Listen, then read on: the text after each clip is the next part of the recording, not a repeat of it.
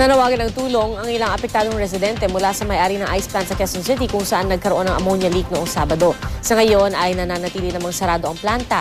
May ulat on the spot si Maki Polido. Maki?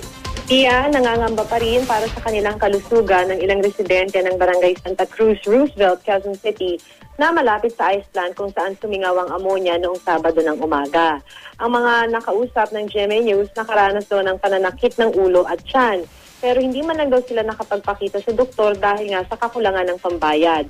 Ito nga yung apela nila sa may-ari ng planta. Sana naman daw ay tulungan man lang silang magpa-check up. Kasi tiya, ang kinakatakutan din nilang isa ay kung ano ba yung epekto nito sa kalusugan nila sa pangmatagalan in the long run.